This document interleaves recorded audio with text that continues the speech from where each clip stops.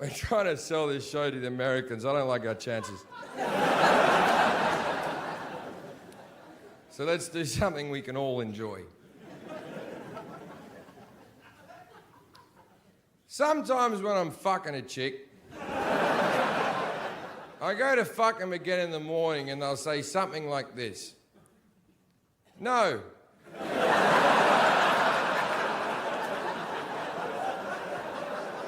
When we fucked last night, it was a little bit dry and now I'm sore. Now, to any woman who said something similar to this, may I say, your problem. My job was to get an erection. Your job was to get your hole wet. Didn't you get your hole wet? We both had things to do. See, if I don't get an erection during sex, I'm called impotent. But a dry hole is the same as a flaccid penis. A dry hole is an impotent hole, and you're not a complete woman, and you should be ashamed of yourself.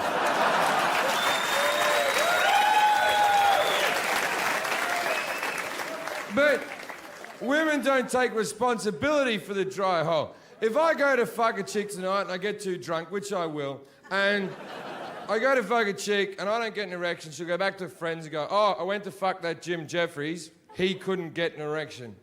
But if I go to fuck a chick and she doesn't get wet, she'll go back to her friends and go, I fucked Jim Jefferies, he didn't even get me wet. Do you see the problem there? I'm in charge of everything. It's like, I used to fuck this chick for a while. I stopped fucking her. And she sent me a text. Well, I just stopped calling her. Just ignored her. And she sent me a text message a month later that went, oh, by the way, you never made me come. And I was like, really? You think you're the one who makes me come? Do you want to know who makes me come? I make me come! All the horrible thoughts I have in my fucking head makes me come. You have very little to do with it. You're just the container I shoot it into.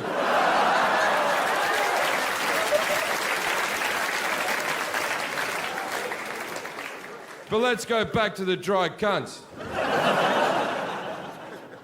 There are women in the room who are thinking, maybe I wouldn't be dry if there was a bit of foreplay. Let's explain foreplay. Foreplay is what we do to each other to get each other ready for sex. If I have an erection, that means I'm ready for sex. And I'm all foreplayed out. Now, the foreplay that's necessary for a woman goes like this. You gotta start by kissing them. Women love kissing. Men don't give a shit about kissing. Be honest, we spoil you. Men don't give a fuck about kissing. Used to like kissing when we were in our early teens. Then someone sucked our dick. And then, what's this kissing thing? Why am I kissing this person? Why would I ride on the swings? I've already been to Disneyland. But we kiss you because we like you and we're a charitable bunch. Then you start kissing down the neck. Now, the whole time you're doing this, you're working downwards towards the cunt. Now, you know you're going to the cunt. She knows you're going to the cunt. Everybody knows you're going to the cunt. But for some unbeknown reason, you have to act like you're not going to the cunt and that you're enjoying the journey of this creature. Women, you gotta give them a journey. Men don't give a shit about a journey. If a man's driving from point A to point B, we fill the tank, we get on the motorway, we make good time, right? Where women, you gotta give them a fucking journey. You gotta take them by the water or antiquing or some shit. See, the thing is, women read so many magazines about how to send your man wild and how to titillate your man and all these 25 steps to do all these. It's a load of fucking bullshit. Or you get a feather, involve food in the relationship. This is all bullshit. Play with these nipples. These things are fucking dead. They're dead to me. These mean nothing. You could cut these off and donate them to some poor African child without nipples. I wouldn't give a fuck. This is what we want you to do. Fucking suck our cock and cup our balls. And when you're sucking our cock, look like you're in a bit of pain because we enjoy it if you look uncomfortable.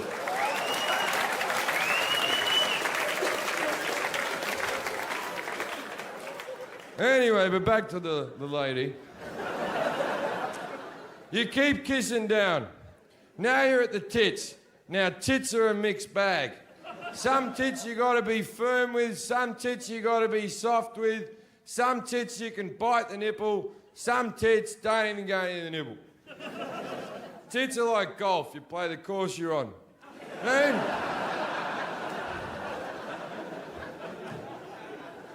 you keep kissing down, now you're at the cunt. But even when you get to the cunt, you have to act like you're not at the cunt. You have to act like you've stumbled upon the cunt by accident. So you'll be kissing like a dimply bit of thigh here, and the cunt's there. I was visiting Dimply Thigh. I forgot you lived down here. Now always a pleasure, never a chore. Hey. Do you mind if I pop in? Then you lick the whole general cunt area. Then there's a bit at the top of the cunt. If you lick that, they seem to enjoy it. This all takes between 10 and 40 minutes. And she might be wet. And that's the foreplay that's necessary for a woman. Now, the foreplay that's necessary for a man. We just need to see you naked. Maybe you need kisses, caresses, compliments and licks, when all we need is you. Maybe we take our relationship seriously.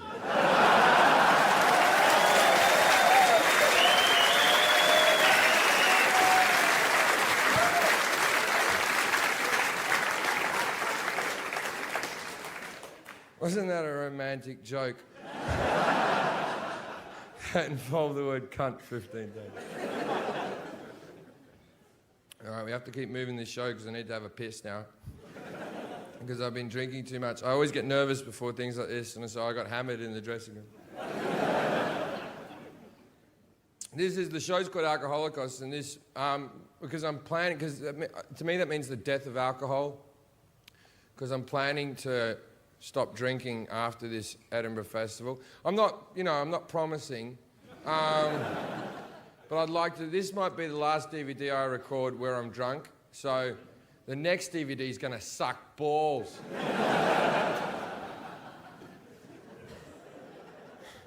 But the thing is, I call the show Alcoholocaust, and now, because I live in America, some Jewish people have gotten offended by it. And I'm like, no, it's not like I'm at the Holocaust getting people drunk. It's just a funny word. I tell you what, though, I did a gig in Poland, and when I was out there, because I did a corporate gig out in Poland, I went out to Auschwitz. See, a lot of you uneducated people thought it was in Germany, didn't you? Auschwitz is in Poland. And I went out there, and apart from the concentration campy bit in the corner, the rest of it's delightful. It's a beautiful little village. I reckon their tourism board needs to get together and go, okay, we have a bit of a bad rap. Has anyone got any ideas? Hans, give it to me.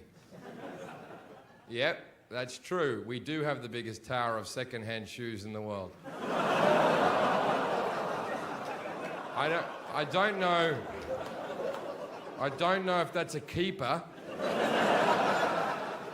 but write it down. Johan, even though that's a Scandinavian name. Pizza festival, you say? As we can cook 400 pizzas at once. This bit won't be in the DVD.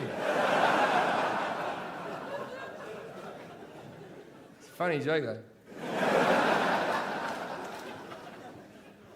I like living in Britain because my obvious alcohol problem isn't a problem here. And before I came on stage here, my manager, the last thing he said to me was, "Do you need another drink?" So he picks up, ladies and gentlemen. Because I went, "Fuck yeah!" And he went, "But don't tell my brother, he wouldn't understand." I said, "That's where you're wrong. I have known your brother my entire life. Trust me, he will understand." And against Dan's will, when Andrew came home from work, I pulled Andrew aside and said, "Andrew, look, here's the deal. Dan's asked me to take him to a prostitute. I'm going to do it whether you like it or not, but I think as his brother, you should come along and help out." And Andrew went, "We're not doing it." And I went, "Why?" And he went, "It'll kill him." And I went,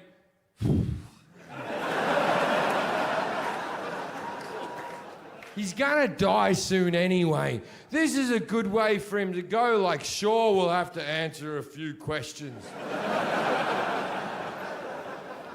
And he said, "We're not doing it." And I said, "Why?" And he goes, "Because Mum doesn't like you already." And I went, "Your mum's never liked me.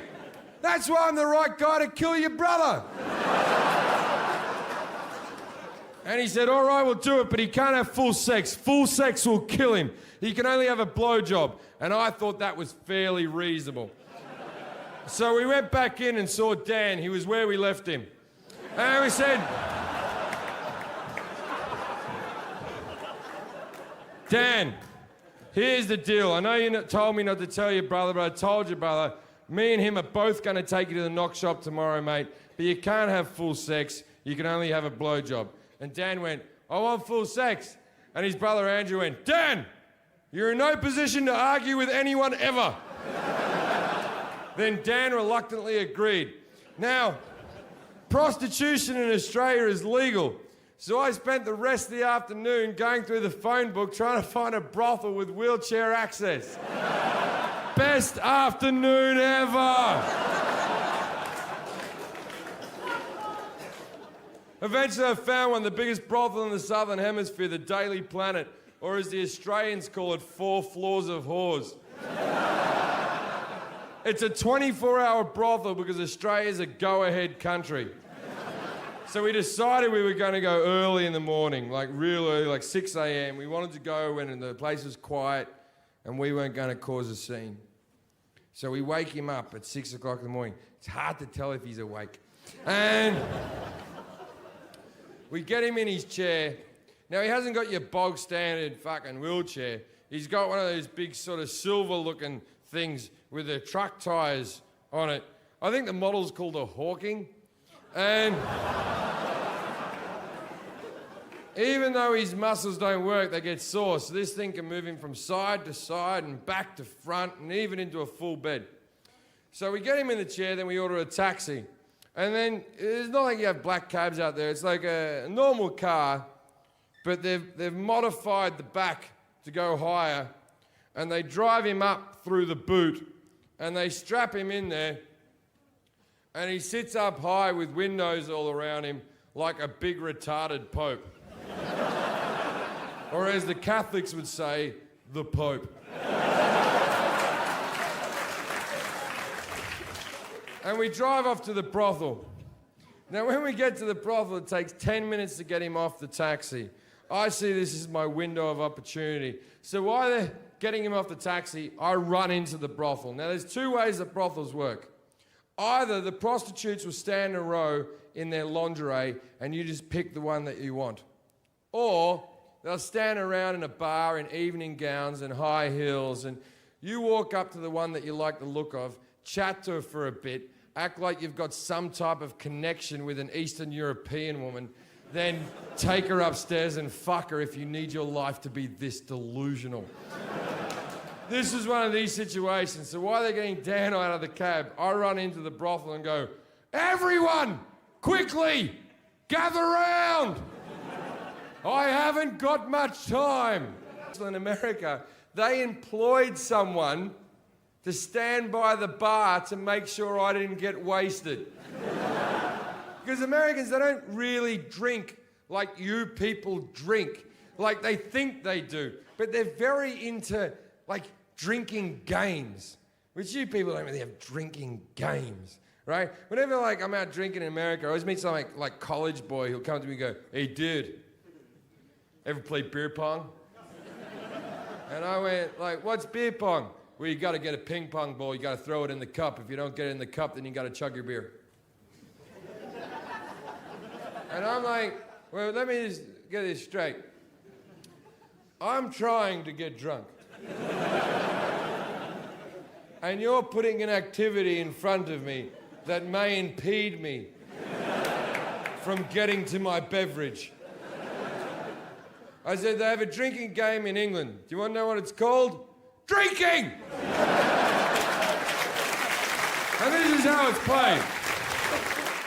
What you do is, you have a drink, then you get another drink, you have a drink, have a drink, have a drink, have a drink, have a drink, have a drink, have a drink. You do this as fast as you can.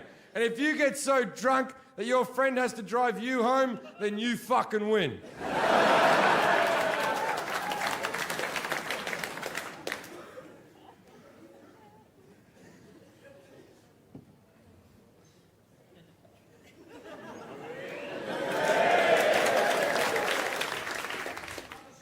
How many more do you reckon there's behind there? There's a dwarf behind there mixing me a cocktail.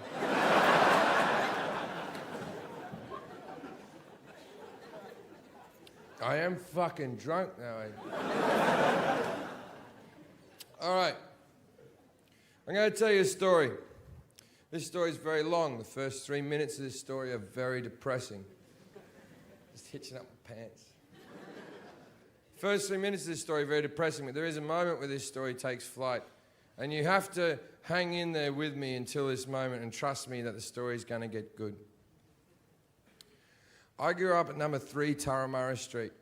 At number 5 was my 2 best childhood friends, Andrew and Daniel Connor.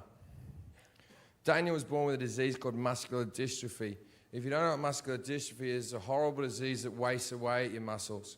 It's the same as Lou Gehrig's disease or motor neurone disease, except you're born with it. You get diagnosed when you're about 6 years old, when you're not walking right, and they put you on crutches. By the time you're 10, you're in a wheelchair. By the time you're 20, you're in a completely vegetated state. Most people die before their 25th birthday.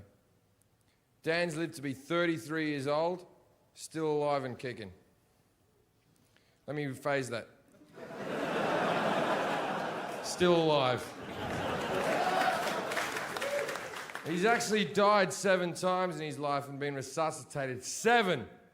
And I once asked him, I said, "Dan, what happens after you die?" And he said, "Nothing."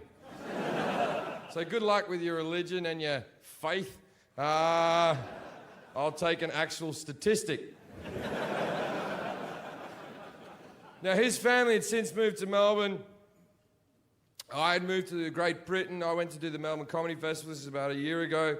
I hadn't seen him in all that time. His brother Andrew came to see my show, and then Andrew took me to see Dan. And I went in to see him, and I'd never seen anyone live this long with this disease, and he's laying on a bed. His eyelids are a muscle that he can't keep open anymore, and he's just squinting through these little things. And he has a breathing mask on him to keep his lungs working because the lungs are a muscle that he can't keep pumping. He has a heart monitoring machine in case he flatlines in the middle of the night and someone has to resuscitate him. And as soon as I walked in and saw this guy that I used to run around with as a child, I burst into tears. There's nothing worse you can give anyone in this world than pity, you know? I went in the corridor, I felt like a right prick, and I was fucking wiping my eyes off. And I went back in, and I sat with Dan. His brother Andrew went off to work, and me and Dan chatted for a while. 20 minutes into the conversation, Dan says to me, Jim, I'm 32 years old. I've never